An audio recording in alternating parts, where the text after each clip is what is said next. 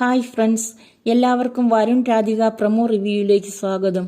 രാധികയുടെ പിറന്നാളാണെന്നറിഞ്ഞ് രാധികയ്ക്കൊരു surprise കൊടുക്കാനായി വരുണിനെ കണിമംഗലത്തേക്ക് വിളിക്കുകയാണ് ജയഭാരതിയമ്മ. രാധികയ്ക്കൊരു ഗിഫ്റ്റുമായി കണിമംഗലത്തേക്ക് വരാനായി തീരുമാനിക്കുന്നു വരുണ്. ജയഭാരതിയമ്മയും വരുണും ഫോണിൽ സംസാരിക്കുന്നതെല്ലാം പുറത്തുനിന്ന് കേൾക്കുന്നു പ്രിയങ്ക. രാധികയുടെ പിറന്നാൾ ദിവസം സത്യങ്ങളെല്ലാം തുറന്നു പറഞ്ഞ വരുണിനെയും രാധികയെയും ഒന്നിപ്പിക്കാനാണ് ജയഭാരതിയമ്മ തീരുമാനിച്ചിരിക്കുന്നത്. അതാണ് രാധികയ്ക്കായി ജയഭാരതിയമ്മ ഒരുക്കിയിരിക്കുന്ന സമ്മാനം. മുത്തശ്ശിയുടെ തീരുമാനം കേട്ട് ഭയങ്കര സന്തോഷത്തോടുകൂടി രാത്രി തന്നെ കണിമംഗലത്തേക്ക് വരികയാണ് വരുണ്. മുത്തശ്ശിയുടെയും കൊച്ചുമകന്റെയും പ്ലാൻ പൊളിച്ചെടുക്കാൻ പ്രിയങ്ക തീരുമാനിക്കുന്നു. രാത്രിയിൽ രാധികയ്ക്കുള്ള ഗിഫ്റ്റുമായി മെല്ലെ കണിമംഗലത്തേക്ക് വരുന്നു വരുണ്. പ്രിയങ്ക ഇതെല്ലാം മറഞ്ഞു നിന്ന് കാണുന്നു. അവൻ രാധികയുടെ മുമ്പിലേക്ക് വരുമ്പോൾ ഞെട്ടി നിൽക്കുകയാണ് രാധിക. പ്രണയത്തോടുകൂടി അരികിലേക്ക് വന്ന വരുൺ രാധികയുടെ തോളിലേക്ക് കൈവച്ച് തന്റെ അരികിലേക്ക് ചേർത്ത് പിടിക്കുന്നു. രാധിക വരുണിന്റെ കണ്ണുകളിലേക്ക് തന്നെ നോക്കി നിൽക്കുന്നു. പെട്ടെന്ന് അവളെ ചുംബിക്കാൻ ശ്രമിക്കുന്നു. പെട്ടെന്ന് കരഞ്ഞുകൊണ്ട് പത്മിനിയെയും പരമേശ്വരനെയും കൂട്ടിക്കൊണ്ട് റൂമിലേക്ക് വരികയാണ് പ്രിയങ്ക. വരുണിനെയും രാധികയെയും ഒരുമിച്ച് കണ്ട് പരമേശ്വരനും പത്മിനിക്കും ദേഷ്യം സഹിക്കാൻ വയ്യാതായി. അപ്പോൾ ജയഭാരതിയമ്മയും ഉർവശിയും അവിടേക്ക് വരുന്നു.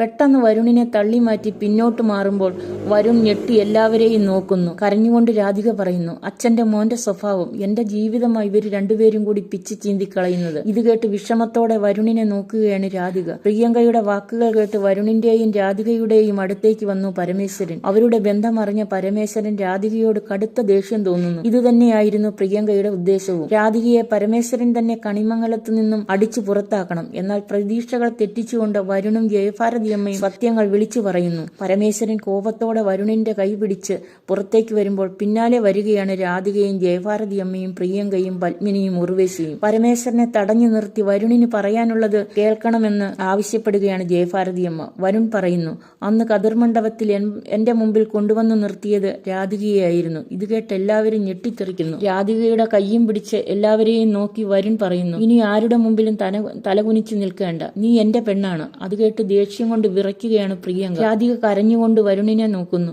അങ്ങനെ വരുൺ രാധികയുടെ കഴുത്തിൽ കിടക്കുന്ന മാല എല്ലാവരെയും കാണിക്കുന്നു. രാധിക താലി കോർത്തിരിക്കുന്നത് ശ്യാമ രാധികയെ അണിയിച്ച രാധാകൃഷ്ണന്മാരുടെ ലോക്കറ്റുള്ള ആ മാലയിൽ ആയിരുന്നു. ഇപ്പോൾ രാധാകൃഷ്ണന്മാരുടെ ലോക്കറ്റ് മാത്രമേയുള്ളൂ. വരുൺ കെട്ടിയ താലി ആ മാലയിലില്ല. വരാനിരിക്കുന്ന എപ്പിസോഡ് വിശേഷം